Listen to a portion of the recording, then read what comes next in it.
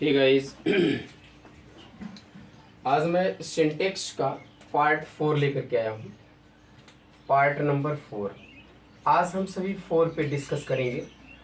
Syntax आप सब जैसा मैंने बताया पहले से ही कि इसमें आप लोग यानी to correct arrangement the words आप लोग सीख रहे हैं। सही शब्दों को सही तरीके से सही क्रम में व्यवस्थित करने को ही सिंटेक्स कहा जाता है। तो हम सभी सिंटेक्स को सीख रहे हैं और आज मैं ऐसे एडवर्ब की चर्चा करूंगा। Yet, just, already, recently, so far, up till now, up to the present, ever dot dot before, never dot dot before, या फिर सिंस देन हो। माय डियर स्टूडेंट, क्या हो? सिंस देन हो। और सिंस देन माने तभी से। सिंस देन मीन्स क्या होता है? तभी से। सिंस देन मतलब होता है तभी से। या फिर एक और ले लेते हैं हम, सिंस दैट डे मतलब उसी दिन से। सिंस दैट डे का मतलब क्या होता है? उसी दिन से। सिंस दैट डे इसका मतलब होता है मेरे प्यारे छात्रों उसी दिन से। मेरे फॉलोअर्स, मेरे यूट्यूब के चैनल पे जितने भी स्टूडेंट हैं जुड़े हुए हैं उनको मैं बता दूं, इसका होता है उसी दिन से। क्या होता है? उसी दिन से। तो आई होप दैट आपको यहाँ पर ध्यान देना होगा कि यट का इस्तेमाल, ये सभी शब्द प्रेजेंट परफेक्ट टेंस में ऑलवेज किए जाते हैं। इनका कभी भी प्रेजेंट कंटिन्यूअस टेंस में इनका प्रयोग नहीं किया जाएगा माय डियर स्टूडेंट, और ना ही कभी सिंपल पास्ट टेंस में प्रयोग किया जाएगा।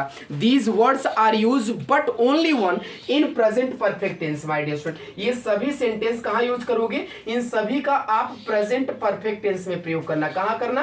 प्रेजेंट परफेक्ट टेंस में। कॉपी कलम लेकर के बैठ गए हो तो आप इसको नोट करने का प्रयास करिए। ये सभी सेंटेंस ये सभी वर्ड जो हैं कहाँ प्रयोग किए जाएंगे? ये सभी वर्ड प्रेजेंट परफेक्ट टेंस में किए जाएंगे। लेकिन एक चीज याद रखना खास तौर से कि यट का इस्तेमाल आप निगेटिव सेंटेंस में करोगे। कहां करोगे? निगेटिव सेंटेंस में। जब पास्ट प्रेजेंट परफेक्ट टेंस का वाक्य निगेटिव होगा तब वहां पर आप यट का इस्तेमाल करना। किसका इस्तेमाल करना? यट का। आप कॉपी कलम लेकर के बैठे हो तो इसको नोट करने का प्रयास करिए। एक एक पॉइंट बेहद इंपॉर्टेंट है। और याद रखना कि मैं यहां पर आप सबको ये बता दूं कि ऑलरेडी और रिसेंटली, ऑलरेडी और रिसेंटली दो ऐसे शब्द हैं जिसका प्रयोग मेन वर्ब से पहले, मेन वर्ब से पहले करते हैं और पहले और हेल्पिंग वर्ब के बाद, और हेल्पिंग वर्ब के बाद किया जाता है माय डियर स्टूडेंट। तो आप इनको याद रखना। और ध्यान रखिए जस्ट का भी प्रयोग वही होगा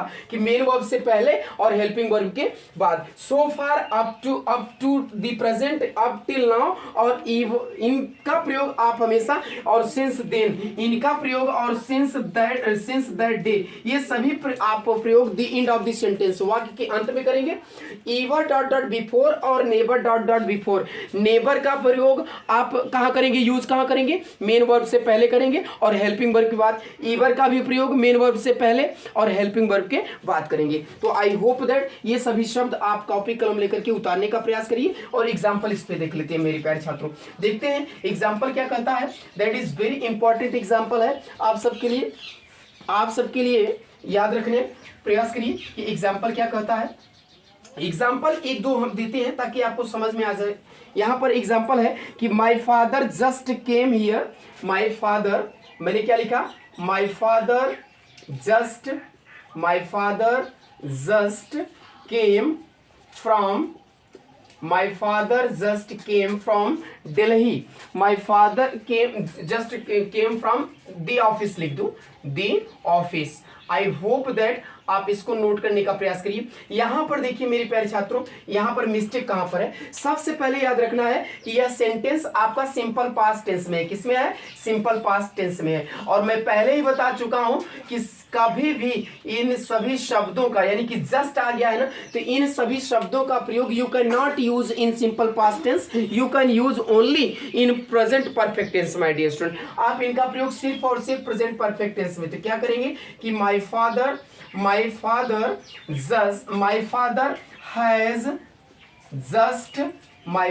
has just come from the office, just come from the office. I hope that इस तरह से आपका सेंटेंस करेक्ट हो जाएगा।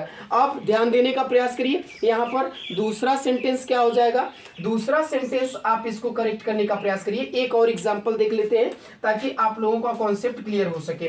तो यहाँ पर दूसरा एग्जांपल क्या कर रहा है कि दूसरा एग्जांपल दे रहा है कि he did not complete his work. याद रखना, ही डिड नॉट, हमने क्या किया, he did not complete he did not complete his work so far। तो आई होप दैट यहाँ पर याद रखना है कि यहाँ पर so far आया है वो तो ठीक है, बट यहाँ पर सेंटेंस निगेटिव है, लेकिन यह सिंपल पास्ट टेंस में आया है। आना किस में चाहिए था, प्रेजेंट परफेक्ट टेंस में। हमने कहा था कि इन सभी शब्दों का प्रयोग आप सिर्फ और सिर्फ प्रेजेंट परफेक्ट टेंस में करेंगे। तो क्या करेंगे कि ही हैज नॉट करेंगे मेरे प्यारे छात्रों, क्या करेंगे, he has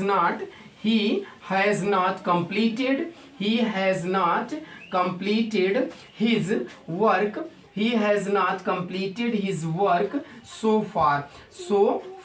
I hope that इस तरह से आपको सेंटेंस को करेक्ट सेंटेंस करना पड़ेगा। इन करेक्ट सेंटेंस को करेक्ट करने के लिए आपको ये सभी शब्द को ना लिप्स ऑफ टंग करना पड़ेगा। गॉट अप माय पॉइंट, आपको अच्छी तरह समझ में आ रहा है ना। ये सभी एग्जांपल आप नोट करने का प्रयास करिए, that is very important for you my dear student. ये क्लास 12th के लिए तो बहुत इंपॉर्टेंट है, एसएससी सीपीओ सीजीएल का अगर जो भी एग्जाम दे रहा है उसके लिए बेहद इंपॉर्टेंट है। तो आई होप दैट आपको अच्छी तरह से समझ में आ गया होगा। हमने एक बार फिर से मैं चलते चलते आपको रिपीट करा देना चाहता हूं कि इन सभी शब्दों का प्रयोग you can use only in present perfect tense, never use in simple past tense and past perfect tense. I hope that आपको अच्छी तरह से समझ में आ गया होगा।